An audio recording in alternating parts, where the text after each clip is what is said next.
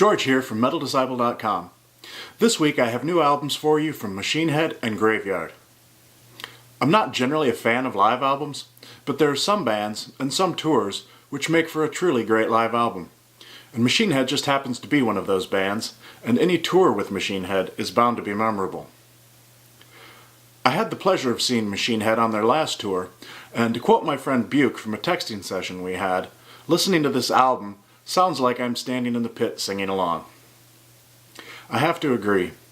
The sound is really good on this album, and listening to it transported me back to that amazing night in February, which by the way was when we had the honor of meeting the now late Mitch Lucker. Check MetalDisciple.com to read about that show. For those who were not lucky enough to catch that tour, this is the next best thing to being there. The regular version of Machine Fucking Head Live comes with 15 crushing tracks. My favorite track, as with Unto the Locust, is Who We Are. Buke doesn't like it because he says he can't stand songs that have kids singing. He's entitled to his opinion, but for me, this fits right into the theme of the song and is very much appropriate. Who We Are should be the anti-bullying anthem, because it gives a voice to all those who never managed to fit in with the herd. The special edition of the album on iTunes comes with 4 extra bonus tracks. The first is a studio cover of Alan's on Fire by Poison Idea. The second is My Misery, which was originally released back in 1995 on the Demon Knight soundtrack. The last 2 tracks are demo versions of Locust and This Is the End. I bought this version of the album because more Machine Head is always a good thing. I simply cannot say enough good things about Machine Head. They've been bringing the metal for many years now, and I am so happy that these last 2 albums have brought them so much positive recognition. They are finally getting their due. Machine Fucking Head Live was released the same day that Machine Head announced they were dropping off the Dethklok tour.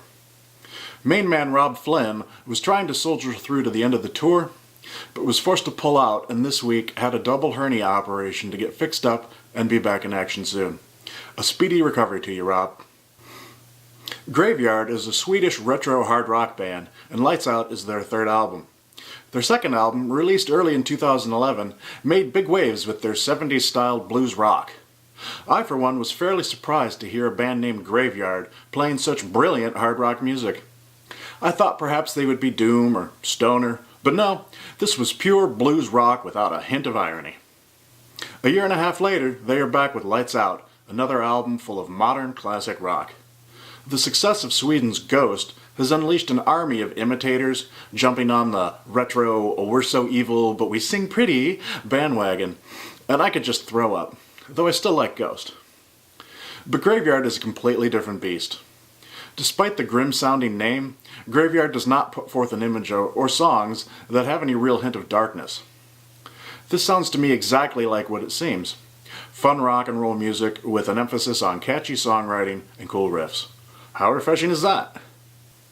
If you'd told me 2 years ago that I would be totally enjoying a song called Hard Times Lovin', I would have laughed in your face. Yet now here I am, sitting back and falling hard for just such a song. Amazing. One thing that always bothers me about so many retro hard rock acts these days is that rather than creating music in a particular style and leaving it at that, bands will dress down the songs in poor, muddy production and spend more time on sounding retro than on good songwriting. These are the posers looking to capitalize on a current trend, and I just can't stand them. Graveyard does not suffer from these missteps. I listen to the songs on Lights Out, and I get the impression that these are guys writing the songs for themselves rather than trying to conform to expected genre guidelines.